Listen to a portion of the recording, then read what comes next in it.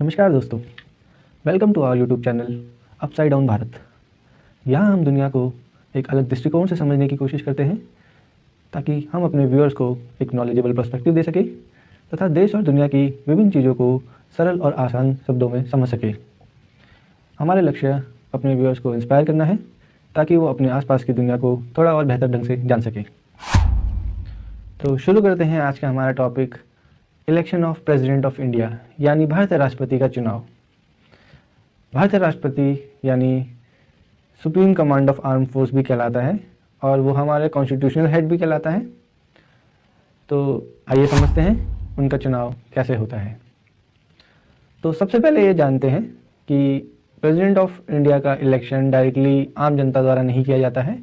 इनको चुनने के लिए एक स्पेशल इलेक्टोरल कॉलेज बनाया जाता है जिसमें एमपी और एमएलए शामिल होते हैं। ये एक स्पेशल अरेंजमेंट इसलिए किया गया है ताकि पार्लियामेंट और स्टेट दोनों का योगदान बराबर रहे। एमपीज़ और एमएलएज़ की वोट की वैल्यू एक स्पेशल फार्मूला द्वारा निकाली जाती है। आइए उसको समझते हैं।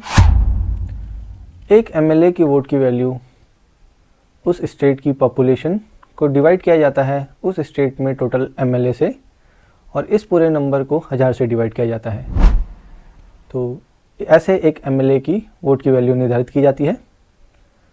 आइए समझते हैं एमपी के वोट की वैल्यू कैसे निकालते हैं। एमपी के वोट की वैल्यू टोटल एमएलएस की वोट की वैल्यू को सम करके डिवाइड किया जाता है टोटल नंबर ऑफ एमपीज से। टोटल नंबर ऑफ एमपी इन लोकसभा और राज्यसभा टोटल। साथ में ये भी ध्यान रखने वाली बात है कि इस चुनाव प्रक्रिया में राष्ट्रपति द्वारा निर्वाचित सदस्य भाग नहीं लेते हैं। ये इलेक्शन कमीशन द्वारा कराया जाता है जिसमें कैंडिडेट अपना nomination with proposer and सेकेंडर of this electoral college के थ्रू भरता है। और एलिजिबिलिटी बहुत ही सिंपल है, आपकी आयु 35 वर्ष से ऊपर हो, आप भारत के नागरिक हो और लोकसभा मेंबर बनने के लिए जो एलिजिबिलिटी है वो पूरी होती हो।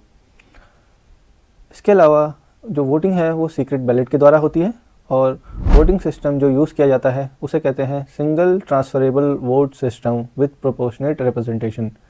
यानी इलेक्टर अपने वोट में प्रेफरेंसेस फिल करते हैं, like first preference, second preference, third preferences, ताकि इलेक्शन फेयर हो।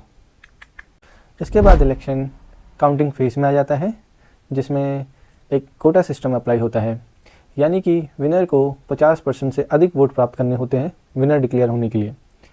अगर पहले राउंड में किसी भी कैंडिडेट को क्लियर मेजॉरिटी नहीं मिलती है तो जिस कैंडिडेट को सबसे कम वोट मिले होते हैं, यानी कि जिस कैंडिडेट को सबसे कम फर्स्ट प्रेफरेंस मिली होती है, उसकी सेकंड प्रेफरेंसेस को बाकी कैंडिडेट में डिवाइड कर दिया जाता है और उसके आधार पर अगेन कोटा की काउंटिंग की जाती है। यानी कि अगेन ये देखा जाता है कि किस कैंडिडेट को 50% से अधिक वोट मिले हैं और उसके आधार पर विनर डिक्लेयर किया जाता है। इसके बाद इलेक्शन कमीशन ऑफ इंडिया द्वारा विनर को डिक्लेयर किया जाता है और चीफ जस्टिस ऑफ इंडिया द्वारा प्रेसिडेंट को ओथ दिलाई जाती है। और प्रेसिडेंट का टर्म जो है वो पूरे 5 साल होता है। तो दोस्तों, ये था इंडियन प्रेसिडेंट इलेक्शन आसान शब्दों में। अगर आपको हमारी ये कोशिश पसंद आई हो तो कृपया लाइक करें, शेयर करें और सब्सक्राइब करें और अपने दोस्तों के साथ ज़रूर शेयर करें, क्योंकि अवेयरनेस तभी फैलती है जब हम उसको स्प्रेड करते हैं। Thank you. जय हिंद, जय भारत।